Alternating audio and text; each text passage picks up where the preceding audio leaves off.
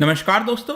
वैसे तो आप कह सकते हो कि भारत ने पिछले कुछ दशकों में स्पेस सेक्टर के अंदर काफी अच्छा काम किया है, काफी हमने प्रोग्रेस किया है, लेकिन अभी भी अगर आप ग्लोबल पर्सपेक्टिव से देखोगे तो उतना आगे हम नहीं बढ़ पाए हैं। इसके लिए अब भारत सरकार ये कर रही है कि प्राइवेट सेक्टर के लिए जो दरवाजा है वो खोला जा रहा है, और इसी को देखते हुए आज प्राइम मिनिस्टर मोदी जी के द्वारा इंडियन स्पेस एसोसिएशन ISPA इसको लॉन्च किया गया। आप देख सकते हो, we are moving to space age, India can not be left behind. तो इसके बारे में मैं आपको बताऊंगा कि एसोसिएशन एग्जैक्टली है क्या, क्या करेगा और किस तरह से भारत के स्पेस सेक्टर को आगे ये बढ़ा सकता है, उसको बूस्ट दे सकता है। तो काफी कुछ जानने को है, चलिए आगे बढ़ते हैं। लेकिन उसके पहले अगर आप यूपीएससी या फिर किसी भी एग्जाम की तैयारी कर रहे हैं तो सिंपली आप हमारे ऐप को डाउनलोड कर लीजिए या फिर studiiq.com पर चले जाइए। जितने भी कोर्सेज हैं आपको वहां से मिल जाएंगे। चलिए देखते हैं एग्जैक्टली हो क्या रहा है। आज मंडे को ही सुबह सुबह प्राइम मिनिस्टर मोदी ने ISPA that is Indian Space association, ध्यान रखिएगा एसोसिएशन की बात कर रहे हैं, तो जाहिर सी बात है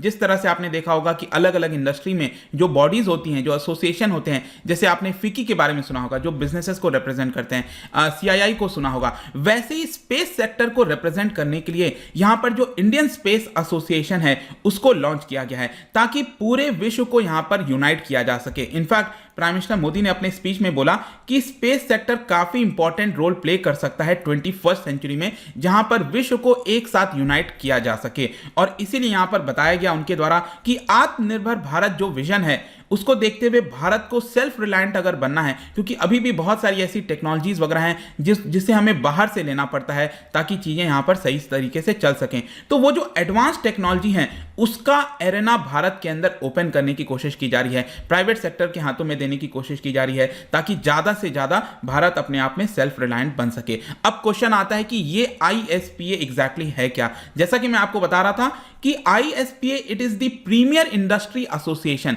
मतलब कि स्पेस सेक्टर के अंदर सैटेलाइट कंपनीज हो गई, जितनी भी चीजें आती हैं, चाहे अगर आपको कोई छोटा से छोटा कंपोनेंट ही क्यों ना बनाता हो, तो इन सबको एक साथ एक मंच पर लाया जाए। मतलब कि भारत की तरफ से अगर कोई बयान आएगा स्पेस सेक्टर को लेकर कि हम कुछ करने जा रहे हैं, ऐसा होने जा रहा है, हमें क्या बदलाव करना चाहिए, सरकार को कोई सुझाव देना है, ये सारी चीजें अगर एक कोई बड़ी बॉडी करने वाली है तो वो होगा आपका इंडियन स्पेस एसोसिएशन।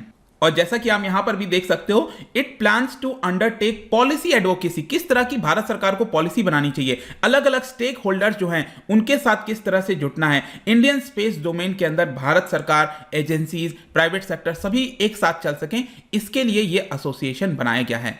अब शुरुआती तौर पर अगर आप देखोगे तो इसमें आपको बहुत सारी इंडस्ट्रीज मिलेंगी, होम ग्रोन जो इंडस्ट्रीज हैं या फिर जो ग्लोबल कॉर्पोरेशन है, जैसे कि इसके फाउंडिंग मेंबर्स बताया जा रहा है L&T के बारे में आपने सुना होगा, तो इनके द्वारा भी कुछ ऐसे प्रोडक्ट्स बनाए जाते हैं जो कि स्पेस सेक्टर में यूज होता है। इसके अलावा नेल्को मैं बता दूं टाटा ग्रुप का ही ये आपका सब्सिडरी है। इसके अलावा वन वेब आपने सुना होगा, भारती एयरटेल हो गया, मैप माई इंडिया आपने सुना होगा, ये भी इसके अंदर है, वालचंद नगर इंडस्ट्रीज हो गए, यहां पर और भी कई सारे जैसे गोदरेज है, BEL आपने सुना होगा। तो इसमें आपको लगभग सभी देखने को मिलेंगे जो PSUs हैं, इंडियन कंपनीज, प्राइवेट सेक्टर, ये अभी के लिए यहां पर फाउंडिंग मेंबर्स है। अब क्वेश्चन आता है कि इसको लीड किसके द्वारा किया जाएगा, कौन हेड करेगा। देखिए अभी के लिए बताया जा रहा है कि जो लेफ्टिनेंट जनरल अनिल भट्ट हैं, मैं आपको बता दूं he has previously served as the director general of military operation, तो इंडियन आर्मी में वो कर चुके हैं। तो यहां पर इसी की वजह से उनको इस पर्टिकुलर बॉडी का, Indian association, Indian Space association का डायरेक्टर जनरल बनाया गया है। और उनका मेन काम यह होगा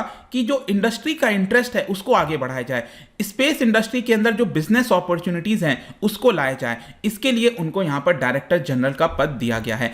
अब यहां पर अगर हम बात करें प्राइम मिनिस्टर मोदी ने स्पेस सेक्टर को लेकर क्या कहा है, तो देखिए यहां पर उन्होंने कहा है कि जो सरकार यहां पर रिफॉर्म्स लेकर आई है स्पेस सेक्टर में, वो 4 पिलर के ऊपर बेस्ड है। देखिए ये सारी चीजें आपके मेंस पॉइंट ऑफ व्यू से and in fact prelims point of view से भी कई बार बहुत इंपॉर्टेंट हो जाती हैं, तो इन सबको आपको मेंशन करना पड़ेगा। तो वो 4 पिलर कौन से हैं जिसके ऊपर भारत सरकार फोकस कर रही है। सबसे पहला है कि प्राइवेट सेक्टर को फ्रीडम दिया जाए इनोवेशन का, ठीक है। तो प्राइवेट सेक्टर का इंपॉर्टेंट रोल रहेगा, उनको इनोवेशन करने के लिए फ्रीडम दिया जाएगा। आपने देखा होगा सरकार कई सारे चैलेंजेस लेकर आती है ताकि यहां पर जो स्टार्टअप्स हैं वो अच्छा कर सकें। दूसरा है यहां पर गवर्नमेंट एनेबलर का काम करेगी। गवर्नमेंट ये नहीं कहेगी कि आप ये करो वैसा करो, गवर्नमेंट एक रूल्स रेगुलेशन, एक एनवायरमेंट बना के दे देगी ताकि आप यहां पर अच्छे से उसका सहायता ले सको। तीसरा है आपका स्पेस सेक्टर के अंदर जो यूथ है, यूथ को फ्यूचर के लिए प्रिपेयर किया जा सके, ज्यादा से ज्यादा जो स्किल्स हैं वो हमारे यूथ पास आ सकें, ताकि फ्यूचर में हम रेडी रहें यहाँ पर स्पेस सेक्टर के अंदर ज़्यादा इंगेजमेंट के लिए।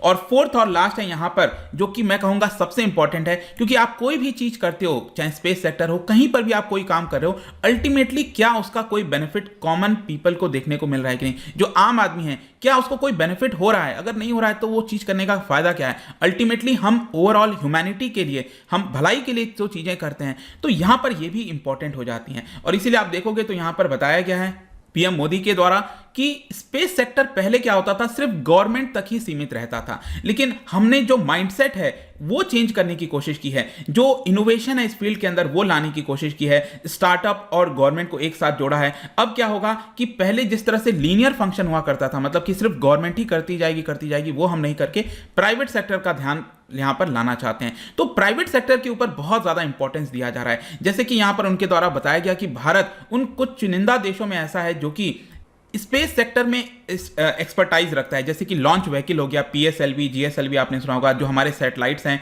इंटरप्लेनेटरी एक्सप्लोरेशन आपने देखा, मॉम जो मिशन भेजा गया था। तो ये सारी चीजें कुछ ही ऐसे देश कर पाते हैं, और इसी की वजह से अब हमें जो अपनी ब्रांड वैल्यू है उसको बढ़ाने की आवश्यकता है, उसको और ज़्यादा मजबूत करा जाएगा। और साथ ही साथ हम एक काम कर सकते हैं कि जो सप्लाई चेन है स्पेस इंडस्ट्री के अंदर, जो भी सामान यूज़ होता है उसको भारत में बनाया जाए, और एंड टू एंड जो चीज़ें हैं वो हम सप्लाई कर सकते हैं। और इसीलिए जो सरकार है वो अलग अलग इंडस्ट्रीज़ को, यंग इनोवेटर्स को, स्टार्टअप्स को यहाँ पर मदद करेगी। इसके अलावा यहाँ पर आप देख सकते हो सरकार का ये कहना है कि चाहे आप कोई भी सेक्टर में ले लीजिए, चाहे डिफेंस सेक्टर हो, स्पेस सेक्टर हो, सरकार के पास जो भी एक्सपर्टाइज आया है, जैसे कि मान के चलो इसरो जो है उसकी बहुत सारी एक्सपर्टाइज इतने वर्षों के बाद मिली हैं, तो वो सारी चीज़ें अब प्राइवेट सेक्टर के साथ शेयर कर रहे हैं। जैसे कि फॉर एग्जांपल इसरो की जो फैसिलिटीज़ हैं वो प्राइवेट सेक्टर उठा सकते हैं, मतलब कि प्राइवेट सेक्टर को अगर कोई सैटेलाइट भेजना है, खुद का लॉन्च करना है, तो वो इसरो के पास जो फैसिलिटीज़ हैं उसका भी इस्तेमाल कर सकते हैं। और यहाँ पर सरकार यही कह रही है जितनी भी टेक्नोलॉजी मैच्योर हो चुकी हैं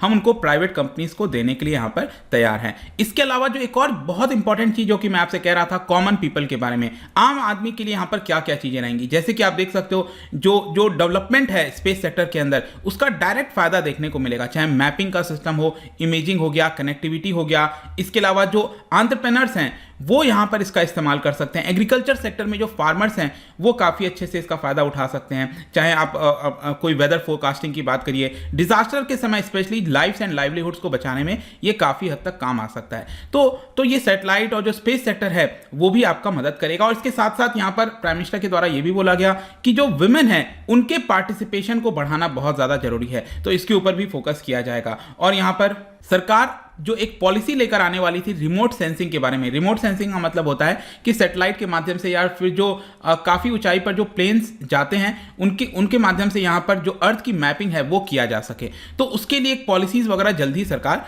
ले आएगी। अब यहाँ पर ये तो हमने समझ लिया कि इंडियन स्पेस एसोसिएशन एग्जैक्टली क्या है, किस तरह से वर्क करेगा, सरकार का एम क्या है, लेकिन फाइनली जाने से पहले जो रिसेंट का प्रोग्रेस है वो मैं आपको बता देना चाहता हूँ स्पेस सेक्टर के अंदर। इसमें अगर आप देखोगे तो इसरो के द्वारा बहुत सारे लॉन्चेस किए गए, लेकिन रिसेंटली क्या हुआ है कि कोविड-19 के समय बहुत सारे जो मिशंस थे उसको डिले करना पड़ गया। जैसे कि फॉर एग्जांपल यहाँ पर हम सोलर मिशन की बात करें, इसको 2020 के स्टार्टिंग में ही लॉन्च करना था लेकिन नहीं हो पाया, और इसको फाइनली 2022 का जो थर्ड क्वार्टर है वहाँ पर शिफ्ट कर दिया गया है, जो सोलर वाला मिशन है। इसके अलावा आपको पता है हमारे देश का इकलौता जो स्पेस ऑब्जर्वेटरी है, मतलब स्पेस में वो आपका ऑब्जर्व करता है, पूरे सोलर सिस्टम को ऑब्जर्व करने की कोशिश करता है, जिसका नाम एस्ट्रोसैट आपने सुना होगा, राइट। तो ये इसके अलावा यहाँ पर सेकंड वाला एक्सपोसैट इसी तरह का लॉन्च किया जाएगा अगले साल। और साथ ही साथ गगनयान मिशन के बारे में आपने सुना होगा, तो वो भी आपका 2022 के एंड तक या फिर 2023 के स्टार्टिंग में ये आपका लॉन्च होगा। तो ये सारी चीज़ें चल रही हैं, अच्छी बात है। अब फर्दर यहाँ पर बूस्ट करने की कोशिश की जा रही है इंडियन स्पेस एसोसिएशन के द्वारा, देखते हैं कैसे चीज़ें टर्न आउट होती हैं। लेकिन जाने से पहले, क्योंकि हम इंडियन स्पेस इंडस्ट्री की बात कर रहे हैं, तो इसी से रिलेटेड मैंने यहाँ पर 2 स्टेटमेंट दे दिया है, इसको देखिए, पढ़िए, बताइए कौन सा करेक्ट होगा। और इसका राइट आंसर आपको पता ही है, मेरे इंस्टाग्राम पर तो मिलेगा ही, वहाँ पर अगर आप नहीं हो कोई बात नहीं, टेलीग्राम से भी ले सकते हैं इसका सही उत्तर। मैं कई सारे एमसीक्यूज यहाँ पर डालता रहता हूँ स्टोरीज के फॉर्म में, आप जाकर प्ले कर सकते हो। बाकी अगर आपको पीडीएफ चाहिए तो टेलीग्राम पर आइए, अलग अलग सोशल मीडिया पर भी आप यहाँ पर जुड़ सकते हैं। साथ ही साथ यूपीएससी या फिर कोई भी एग्जाम की तैयारी कर रहे हैं तो आप हमारे ऐप को डाउनलोड कर लीजिए। आई होप कि वीडियो आपको पसंद आया होगा। मिलता हूँ आपसे next time, till then thank you very much, see you soon.